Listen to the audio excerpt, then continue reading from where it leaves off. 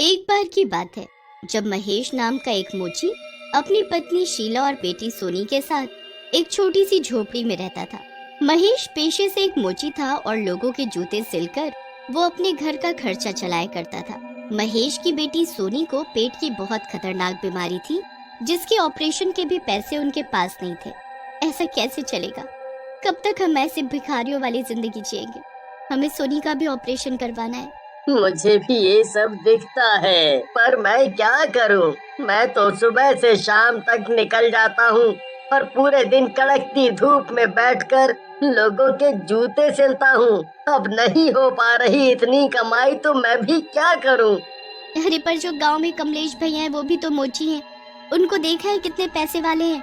हाँ है, क्योंकि कमलेश ने नई तरह के जूते बनाना सीखा हुआ है। लोग जैसे जूते बोलते हैं वो वैसे उनको बनाकर दे देता है, तभी लोग उसके पास जाते हैं। और हमारे पास बस फटे पुराने जूते सिलवाने के लिए लोग आते हैं। तो आप भी सीख लो ना ऐसे जूते बनाना। अरे ऐसे कैसे सीख लूं? काम करूं या जूते बनाना सीखूं? और पता भी है कितने पैसे लगेंगे ये सब सीखने में। तो आप भी सीख लो ना ऐसे जूते बनाना। ठीक है, फिर ऐसे ही गरीबों वाली जिंदगी जीते हैं। शीला वहाँ से गुस्से में चली जाती है। महेश पहले ही परेशान होता है और अब वो और ज्यादा परेशान हो जाता है। घर का खर्च चलाना और ऊपर से रोज की लड़ाई। एक दिन महेश शहर जाने का सोचता है। वो इस बारे में शीला से बात करता है तो वो भी मान जाती है। बस फिर महेश अपना सामान लेकर शहर के लिए निकल पड़ता है। वहाँ वो एक कोने में अपनी दुकान लेकर बैठ जाता है, पर वहीं इक्का दुक्का लोग उसके पास आते हैं। महेश को समझ ही नहीं आता कि वो क्या करे। फिर महेश एक जूते की फैक्ट्री में नौकरी करने के बहाने वहाँ जूते बनाना सीखने लगता है। कुछ दिन वो नौकरी करता है, जिससे उसको पैसे भी मिलते हैं और वो जूते बनाना भी सीख लेता है। अब महेश को पूरी उम्मीद होती है कि वो कमलेश की तरह अच्छा कमाने लगेगा।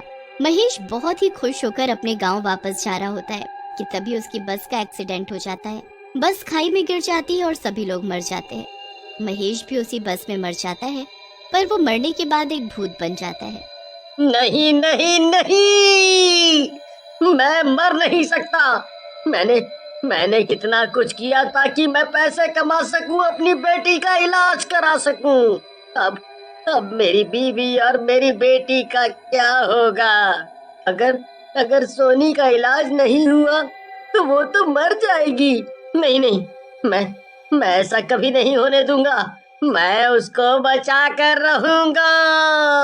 महेश का भूत भगवान से बहुत प्रार्थना करता है कि बस भगवान उसे ऐसी शक्ति दे दे जिससे वो अपने परिवार की मदद कर सके। भूत आंखें बंद करके बैठा रहता है कि तभी एक रोशनी उसके अंदर आती है। उसके बाद वो भूत हर चीज को छू पाता है और अपना भेष पूरे दिन में 1 घंटे के लिए बदल पाता है। अब वो भूत महेश के रूप में सीधा अपने घर जाता है। पापा पापा, मैं आपका कब से इंतजार कर रही थी। चलिए मैं खाना लगा देती हूँ, आज सब साथ में बैठकर खाएंगे। सब साथ बैठकर खाना खा ही रहे होते हैं कि महेश के दिमाग में यही चलता रहता है कि उसे 1 घंटे से पहले शीला और सोनी के सामने से दूर होना पड़ेगा, वरना वो उसका असली रूप देख लेंगी। देखो, अब से मैं रात को जूते बनाया करूँगा और सुबह में नौकरी पर शहर निकल जाऊंगा, तो दुकान पर तुम ही बैठना। तुम नौकरी भी करोगे? अरे पर पूरी रात जागने के बाद नौकरी करना तो नामुमकिन है। वो सब मैं कर लूंगा।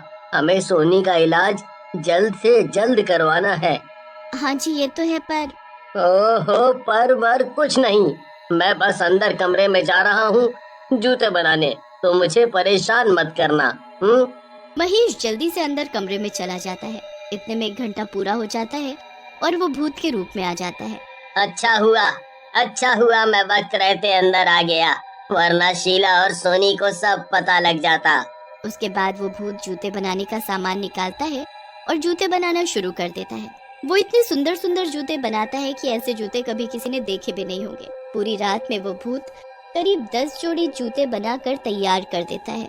पूरी रात मेहनत करने के बाद जब सुबह होने वाली होती है, उससे पहले ही वो वहाँ से निकल जाता है ताकि शीला को उसका सच पता न चल जाए। सुबह जब शीला उठती है तो वो सीधा उसी कमरे में जाती है जहाँ उसका पति जूते बनाता है। वो वहाँ जाकर देखती है कि महेश तो काम पर जा चुका है और कमरे में बड़े ही सुंदर सुंदर जूते रखे हैं। शीला वो जूते देख एकदम दंग रह जाती है। बाप रे बाप, इतने सुंदर जूते! ऐसे जूते तो मैंने जिंदगी में कभी भी नहीं देखे। ये इन्होंने बनाए हैं, मुझे तो यकीन ही नहीं हो रहा। सच में माँ, ये बहुत ही सुंदर है। मैं भी पापा से बोलूंगी कि मेरे लिए भी सुंदर से जूते बना दे। हाँ हाँ, क्यों नहीं, पर पहले पापा को शाम को आने तो दो, और अभी मुझे ये सब जूते बेचने भी हैं। शीला बस जूते लेकर बाहर बैठ जाती है। लोग इतने सुंदर जूते देखकर वहीं खड़े हो जाते हैं। अरे वाह, ये जूते तो बड़े सुंदर हैं। मेरे नाप के हैं क्या? हाँ, ये आपको आ जाएगा। कितने का है ये? ये आपको 300 का मिलेगा। ओ, 250 लगा लो तो मैं 2 जोड़ी जूते ले लूंगा। बोलो। चलो ठीक है। वो आदमी शीला से 2 जोड़ी जूते खरीद लेता है। उसके बाद धीरे धीरे उसके सारे जूते बिक जाते हैं और उसके पास एक ही दिन में 2500 रुपए हो जाते हैं। शीला घर जाकर पैसे गिनती और बड़ी खुश होती है। इतने पैसे तो हमें पूरे महीने में भी जाकर नहीं मिलते थे। तेरे पापा आएंगे तो बहुत ही खुश होंगे। शाम को फिर महेश घर आता है। शीला और सोनी के चेहरे की खुशी देखकर वो समझ जाता है कि सारे जूते बिक गए। शीला उसको सारी कमाई देकर बोलती है, अब आपको नौकरी करने की क्या जरूरत है, ये पैसे काफी हैं। नहीं नहीं, मुझे नौकरी करनी ही पड़ेगी। मैं वहाँ रोज नए तरह के जूते बनाना सीखता हूँ। चलो ठीक है, आप हाथ मुंह धो लो, मैं खाना लगा देती हूँ। सभी लोग साथ बैठकर खाना खाते हैं। उसके बाद महेश पहले की तरह अपने कमरे में चला जाता है और भूत बन जाता है। पूरी रात वो जूते बनाता है और इस बार वो पहले से भी ज्यादा जोड़ी जूते के बना देता है। अब सुबह होने वाली है, मुझे निकलना होगा, वरना शीला ना आ जाए। भूत वहाँ से चला जाता है। उसके बाद जब शीला उठकर आती है तो उसे महेश फिर से नहीं मिलता। वहाँ बस पहले से भी ज्यादा जोड़ी जूते रखे होते हैं। शीला उन जूतों को फिर से घर के बाहर लगाकर बेचना शुरू कर देती है। लोग एक ही बार में उसके जूते खरीद लेते हैं। पूरा दिन भी नहीं निकलता था और सारे जूते बिक भी जाते थे। ऐसे ही करते करते उनके पास अब काफी पैसे इकट्ठे हो गए थे। अब एक दिन शीला फिर से महेश को नौकरी छोड़ने के लिए बोलती है, पर महेश इस बात से भड़क जाता है। आप हमारे साथ रहते ही कितना हो, जब उठती हो तो उससे पहले ही आप निकल चुके होते हो और शाम को आते हो तो बस खाना खाकर अपने काम में लग जाते हो। सोनी भी कल बोल रही थी कि पापा अब हमारे साथ रहते ही नहीं। मैं ये जो सब कर रहा हूँ ना, वो सब सोनी और तुम्हारे लिए ही कर रहा हूँ, ताकि इतने पैसे जोड़ दूँ कि जिंदगी भर आराम से रहो। हाँ, पर ऐसा आराम भी किस काम का जिसमें आप ही साथ ना हो। उस दिन महेश और शीला की काफी बहस होती है, पर महेश शीला की एक नहीं सुनता। वो अपने कमरे में जाकर जूते बनाने लगता है। उसी रात फिर सोनी की तबीयत बहुत ज्यादा खराब हो जाती है। उसके पेट में बड़ी तेज दर्द उठता है और वो दर्द से चिल्लाने लगती है, माँ, मुझे बहुत तेज दर्द हो रहा है, मुझे जल्दी डॉक्टर के पास ले चलो। हे भगवान, मैं क्या करूं? मैं अभी तुम्हारे पापा को बुला कर लाती हूँ, फिर हम सब डॉक्टर के पास चलेंगे। शीला जल्दी से महेश को बुलाने जाती है।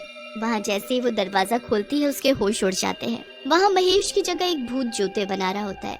शीला को कुछ समझ नहीं आता कि ये कैसे और क्या हो रहा है। फिर तभी उसे सोनी के फिर से रोने की आवाज आती है। शीला जल्दी से दरवाजा बंद करके वापस उसके पास जाती है। चलो जल्दी डॉक्टर के पास चलते हैं। पर पापा को छोड़ो, अभी हम दोनों ही चलते हैं।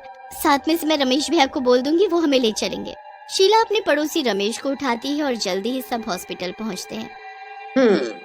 इस लड़की का ऑपरेशन हमें जल्द ही करना होगा। जी डॉक्टर साहब, आपको जो ठीक लगे।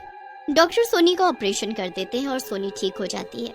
शीला घर में जोड़कर रखे पैसों से हॉस्पिटल का बिल चुका देती है। अब जब शाम को महेश घर आता है तो उसे शीला और सोनी दोनों ही घर पर नहीं दिखते।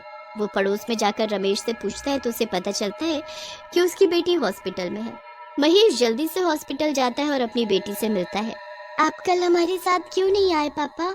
मम्मी तो आपके कमरे में गई थी, पर आप ही नहीं आए। हाँ, और वहाँ जो मैंने देखा वो आप भी जानते हो। मुझे सब सच जानना है।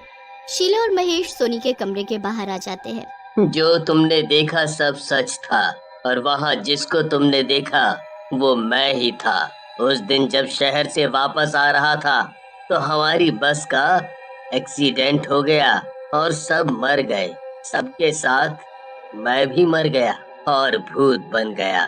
नहीं, ये नहीं हो सकता, आप मर नहीं सकते। यही सच है शीला, पर मैं नहीं चाहता सोनी को इस बारे में कभी पता लगे। बस तभी 1 घंटा पूरा हो जाता है और महेश शीला के सामने खड़ा खड़ा भूत में बदल जाता है और शीला को तब यकीन हो जाता है कि उसका पति महेश मर चुका है।